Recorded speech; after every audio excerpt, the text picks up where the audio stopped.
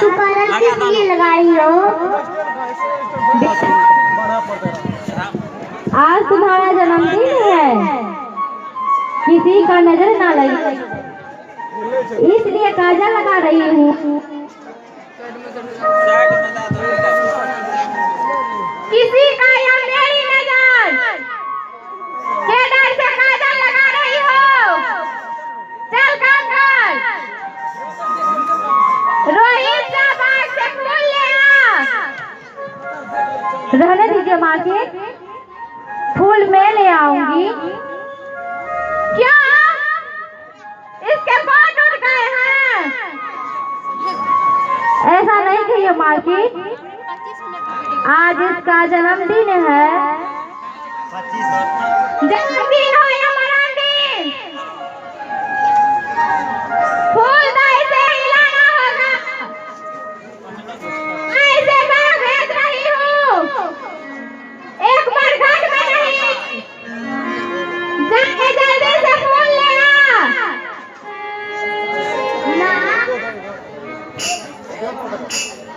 तू दुखी क्यों हो? मैं आस्ते आस्ते गया, मैं आस्ते आस्ते आया। रोहित जल्दी आना बेटा।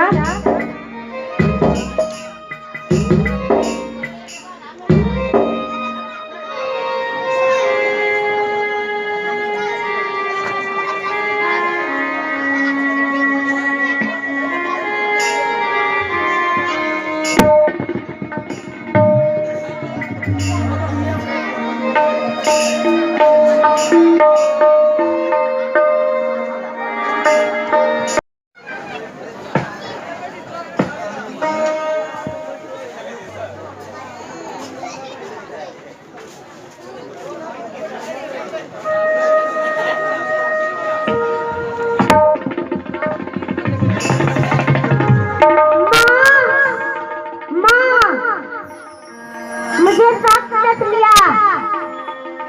माँ मुझे बचा लो, मैं मर जाऊंगा। माँ मुझे बचा लो।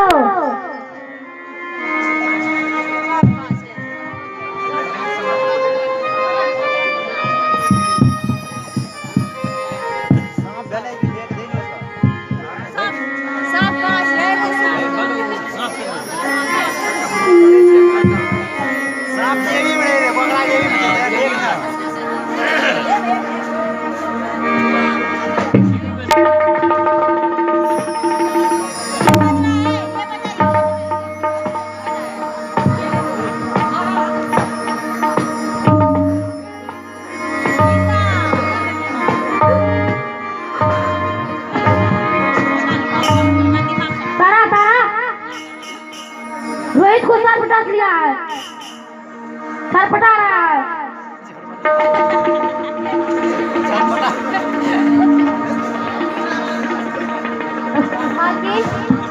मालकिन रोहित को सर पटा लिया है, मुझे जाने दीजिए। चल पहले तब जाना।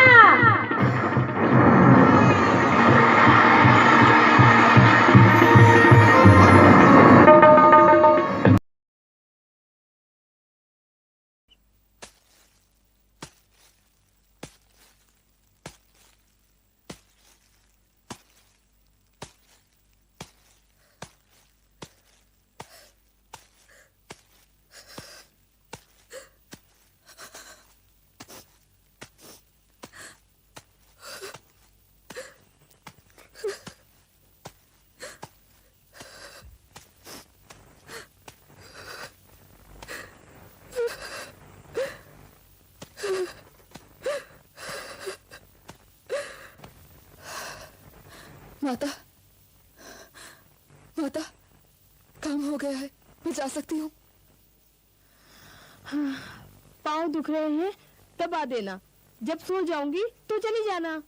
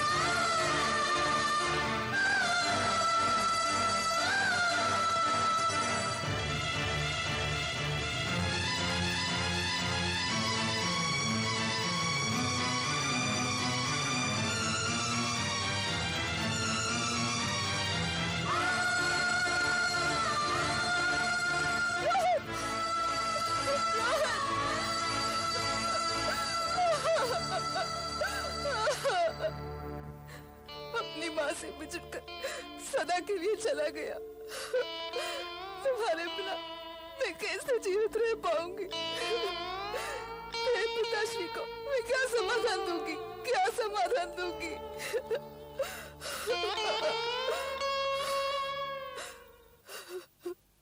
हमने ऐसा क्या पाप किया कि हमारी आंखों की ज्योति को हमसे छीन लिया, हमारे जीवन में विष घोल दिया।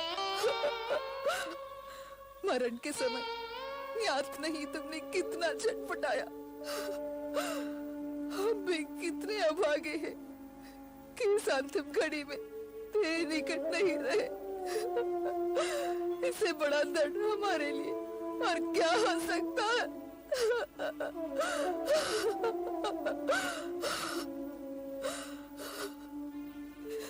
इस मृत्यु दंडित शरीर को लेकर स्वयं मुझे स्मशान जाना पड़ेगा और इसकी अंतिम क्रियाएं स्वयं करनी पड़ेगी।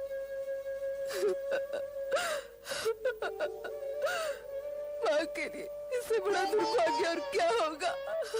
क्या होगा?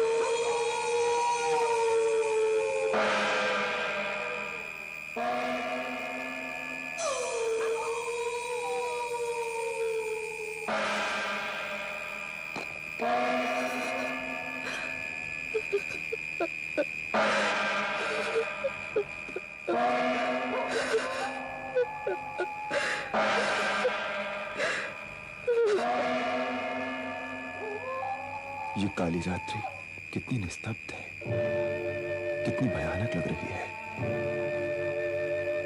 घनघोर घटाओं से भरे आकाश में एक भी नक्षत्र दिखाई नहीं दे रहा। मानो ये मेरे जीवन का ही प्रतिबिंब है, दर्पण है। कहां वो अयोध्या का राजा हरिश्चंद्र और कहां ये मरकट का डोम, कहां वो सारा वैभव और कहां ये दरिद्रता।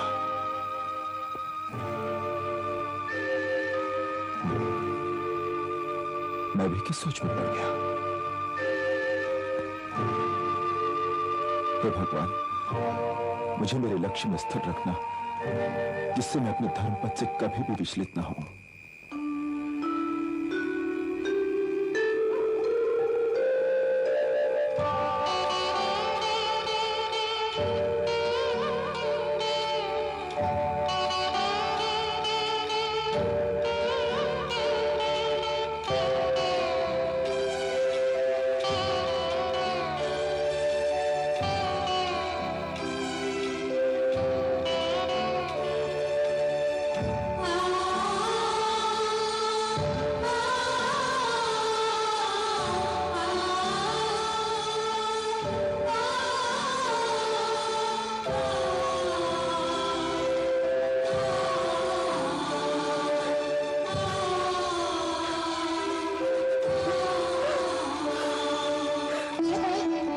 कैसा दुर्भाग्य, कैसी दुस्थिति। पति और आत्मबंधुओं की अनुपस्थिति में अपने ही हाथों अपने पुत्र की अंतिम क्रियाएं करनी पड़ रही है। पति से दूर हो गई और पुत्र मृत्यु की गोद में सो गया है।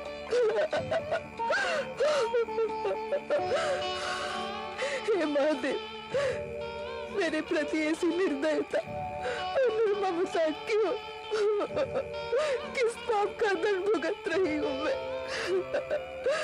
मुझे इस दुख सागर में डुबोकर तुम्हें क्या मिला?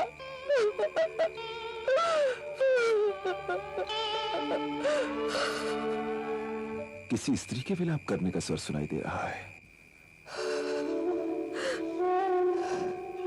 जो भी हो, अपने स्वामी के दर्शाए मार्ग पर चलूंगी। अपने हृदय को पाषाण बनाकर धर्म निभाऊंगी। इन बुझी हुई लकड़ियों से अपने पुत्र का दहन करूंगी।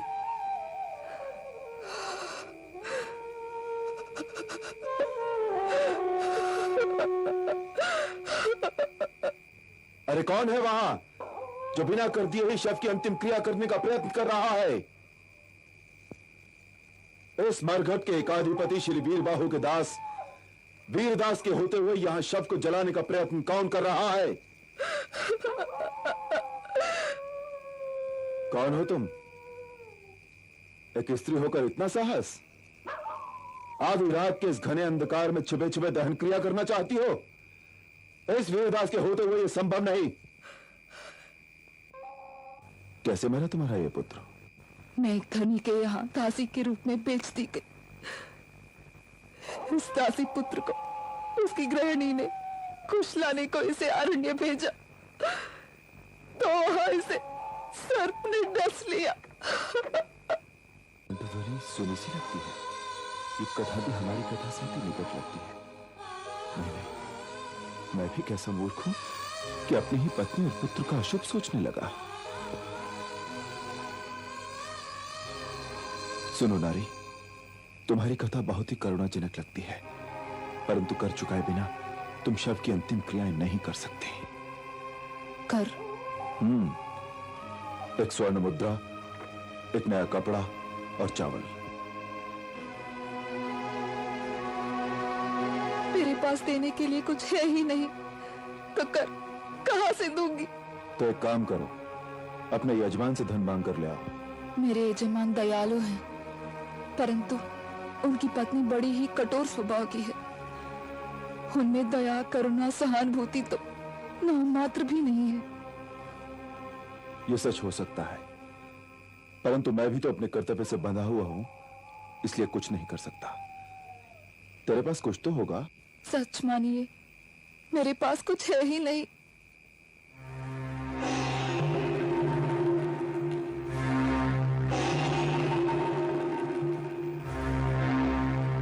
कुछ भी नहीं? नहीं। असत्य पर असत्य क्यों बोले जा रही है? तेरे गले में सूर्य बिंब की तरह जो मंगलसूत्र प्रकाशित हो रहा है, वो अवश्य सोने का होगा। उसे बेचो और अपने पुत्र की अंतिम क्रियाएं करो। क्या कहा? तेरे गले में सूर्य बिंब की तरह जो मंगलसूत्र प्रकाशित हो रहा है, उसे बेचो। सूर्यवंशी अयोध्या राज्य के कुलगुरु वशिष्ठ के तपोबल से प्राप्त यह मंगलसूत्र इस चांडाल को कैसे दिखाई पड़ा, जिसे कोई देख नहीं सकता? कहीं ये मेरे पतिदेव श्री हरिश्चंद्र तो नहीं है? हाँ, अवश्य ही वही है। प्राणनाथ, आपने मुझे पहचाना नहीं? मैं आपकी धर्मपत्नी तारामती हूँ। स्वामी,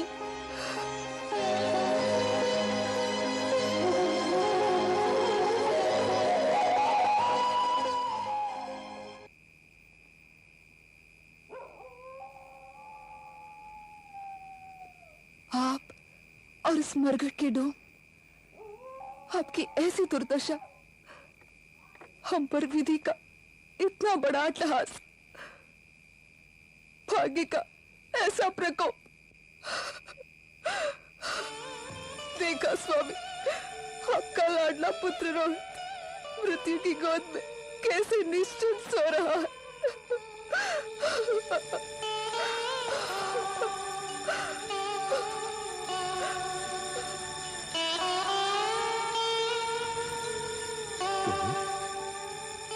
रोहित, मेरे प्रिय रोहित, रोहित, ये क्या हो गया? ये क्या हो गया? तुम्हें मृत देखने के लिए ही क्या हम जीवित थे? अब इस निरर्थक जीवन से क्या लाभ? अरे, इससे अच्छा तो यही होता कि हम भी तेरे साथ साथ मर जाते। अब शांत होइए स्वामी, शांत हो जाइए। दुख के भार से झुककर अपने कर्तव्य परायण जीवन को कलुषित न कीजिए। अब हमें अपने पुत्र की अंतिम क्रियाएं समाप्त करके अपना कर्तव्य निभाना है। हाँ देवी, क्षण भर के लिए मैं पथभ्रष्ट हो गया था, अपने कर्तव्य से विमुख हो रहा था कि तुमने मुझे सचेत कर दिया।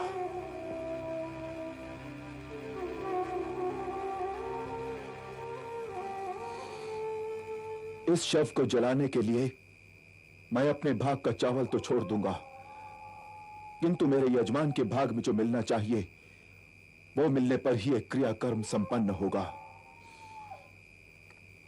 यही मेरा अंतिम निर्णय है। आप इस शव की रक्षा करते रहिए, मैं अपने यजमान से करे जगत व्यवहार राजा हरिश्चंद्र को तरे न सत्य विचार। स्वामी, अब आप सोच क्या रहे हैं? जो होना था सो हो गया। अब आप अपने हाथों से अपने बेटे का अंतिम संस्कार कर दीजिए। नहीं देवी, ये काम अब मुझे नहीं, तुम्हें ही करना होगा।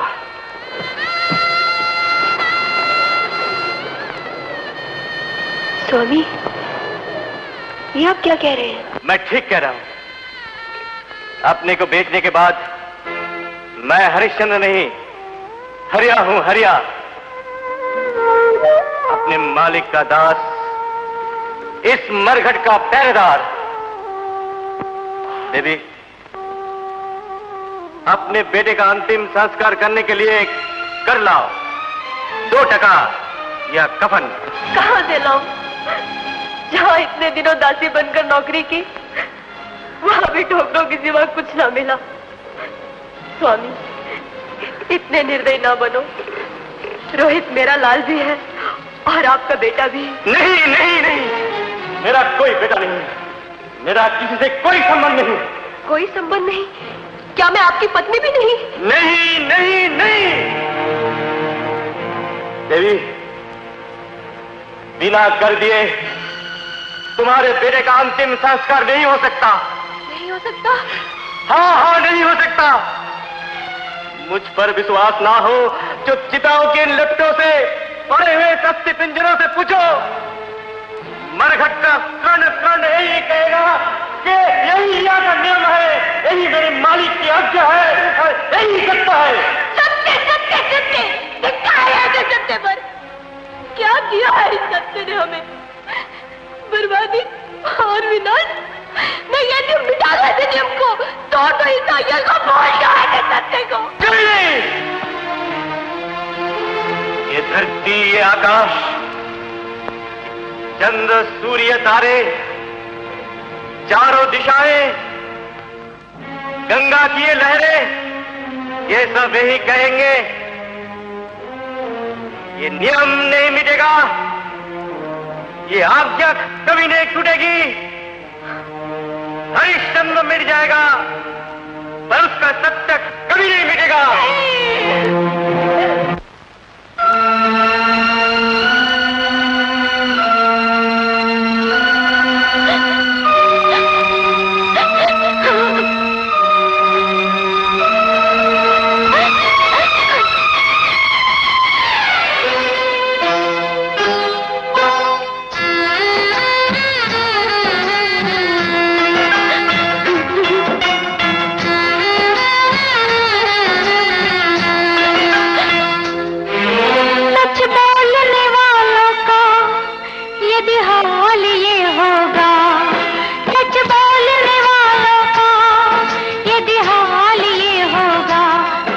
को कोई ना पूछेगा, धर्म को कोई ना मानेगा।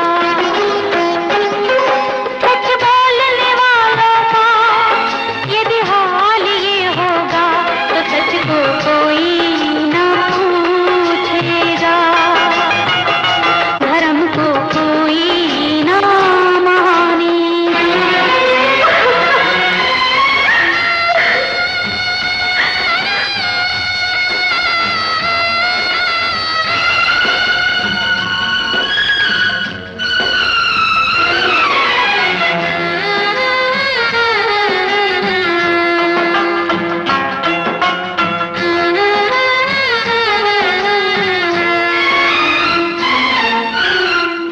इतने बड़े भगवान रे तुझे ये नहीं शोभा देता, तू भी इंसानों की जैसा देकर फिर ले लेता, ओ देकर फिर ले लेता।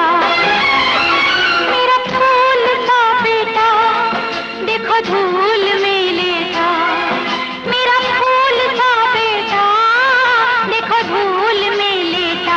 माँ कहकर अब कौन पुकारेगा, मुझे माँ अब कौन पुकारेगा।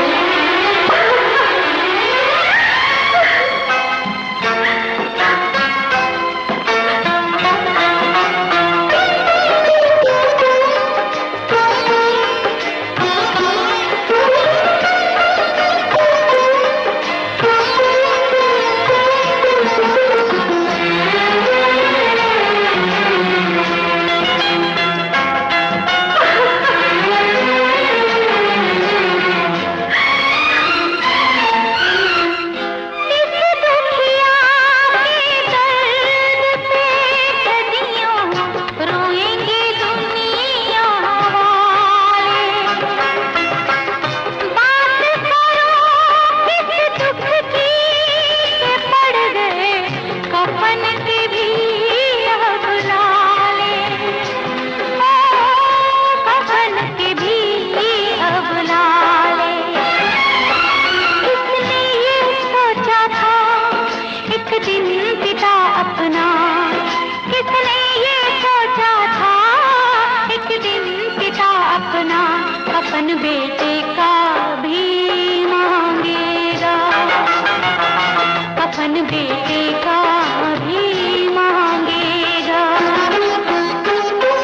सच बोलने वालों का यदि हाल ये होगा, सच बोलने वालों का यदि हाल ये होगा तो सच को कोई ना पूछेगा, धर्म को कोई ना मानेगा।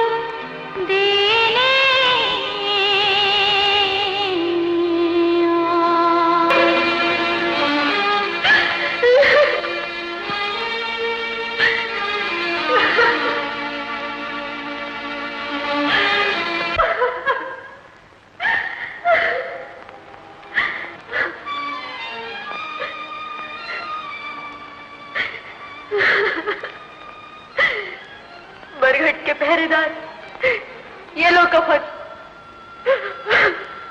अपनी सत्य की मशाल से जला दो मेरी इस ममता के फूल को, पूरी करो अपने मालिक की आज्ञा।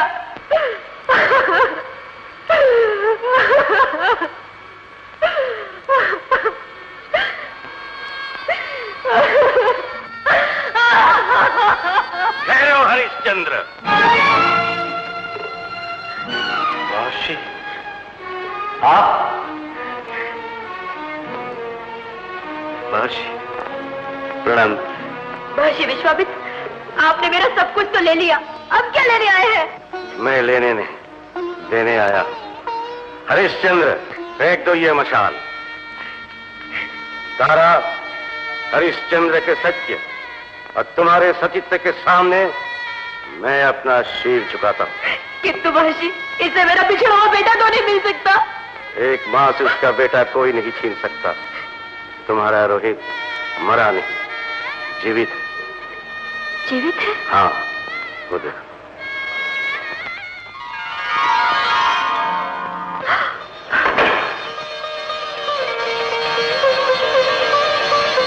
रोहित। माँ, माँ, माँ। बेटा रोहित। हरिश्चंद्र, ये सब मेरी परीक्षा थी। मेरी परीक्षा में तुम सफल हुए।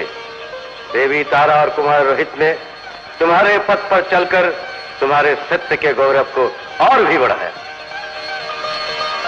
प्रणाम महर्षि। हरिश्चंद्र, तारामती, युग युग तक तुम्हें कोई ना भूल पाएगा। नारायण, तुम्हारे सत्य का प्रकाश सदा प्रकाशमान रहेगा।